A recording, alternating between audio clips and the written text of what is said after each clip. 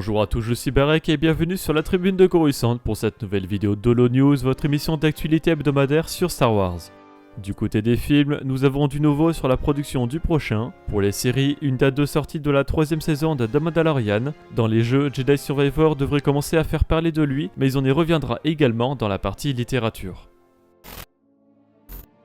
Selon Bespin Bulletin, la préparation du tournage du prochain film Star Wars pourrait commencer très bientôt. Le média a déclaré qu'après avoir parlé avec des personnes des studios Pinewood à Londres, il y aurait des preuves qu'un film Star Wars sera tourné vers avril ou mai 2023. Toujours d'après Bespin Bulletin, cela pourrait être un bon signe pour le projet de Taika Waititi.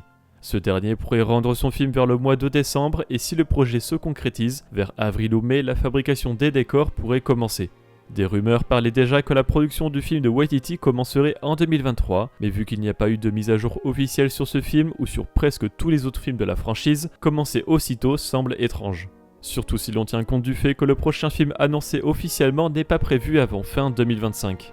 Le fait que la production commence si tôt l'année 2023 pourrait indiquer qu'un projet mystérieux pourrait être prêt à être lancé en 2024.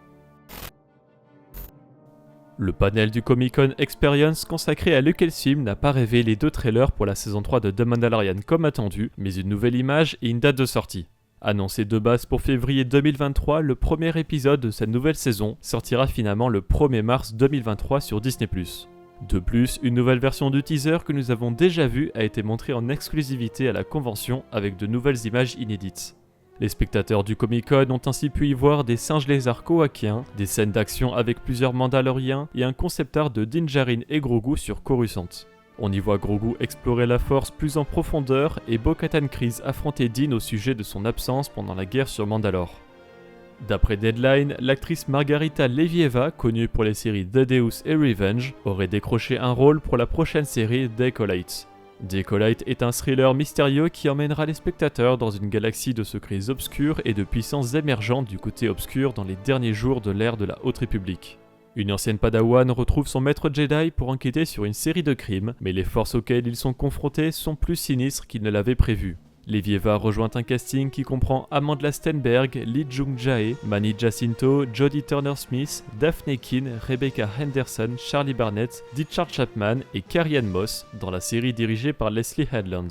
Le tournage est en cours au Royaume-Uni et The Acolyte ne devrait pas arriver sur Disney+ avant 2024 au plus tôt.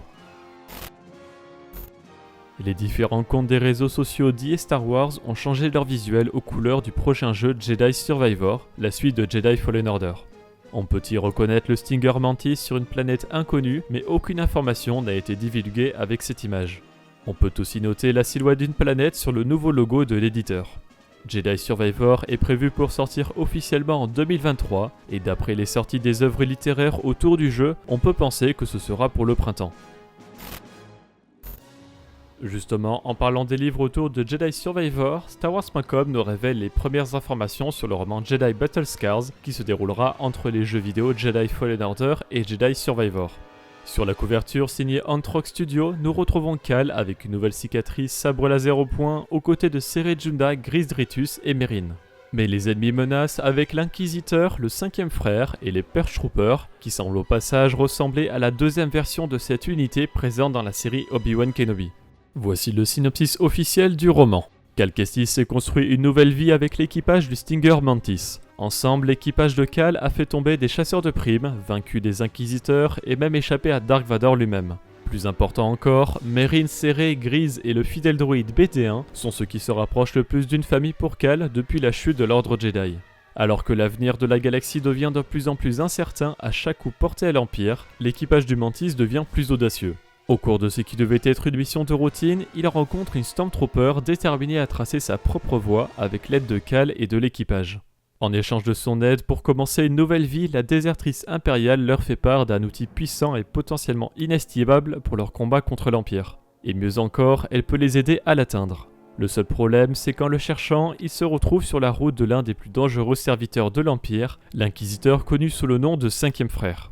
Peut-on vraiment faire confiance à la désertrice impériale? Et si Cal et ses amis ont déjà survécu à des affrontements avec les Inquisiteurs, combien de fois pourront-ils échapper à l'Empire avant que leur chance ne s'épuise?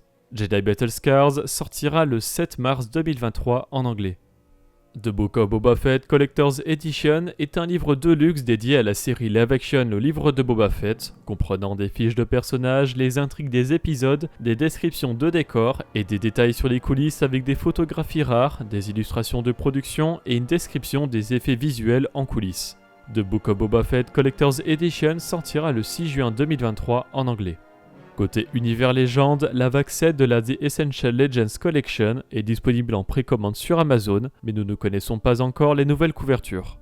Ainsi, le 15 août 2023 seront réédités en anglais Fatal Alliance de Sean Williams, premier roman de la série des Old Republic, Outbound Flight et Survivor's Quest de Timothy Zahn, et Triple Zero de Karen Traviss, deuxième roman de la série Republic Commando. Enfin, un nouvel extrait est disponible sur StarWars.com pour le deuxième numéro de la mini-série de comics Hidden Empire. La semaine dernière est sortie la dernière partie du Character Collection 2 de LEGO Star Wars La Saga Skywalker, avec les packs de personnages Andor et le livre de Boba Fett. Le premier comprend Cassian Andor, Lesen Rael, Cyril Karn, la superviseure Dedra Meero et Bix Kalin, et le livre de Boba Fett apporte Crescenton, Cad Bane, Cobb Vanth, Pelimoto et l'Armurière. Et en comics en anglais sont désormais disponibles le numéro 29 de Darth Vader et le premier numéro de la nouvelle série jeunesse de High Republic Adventures de la phase 2 de la Haute République. La semaine dernière, nous vous demandions si vous jouez toujours à Squadrons.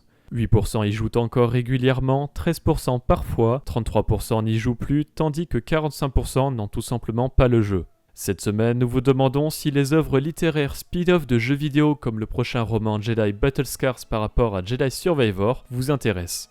Vous pouvez répondre dans l'onglet communauté de la chaîne principale.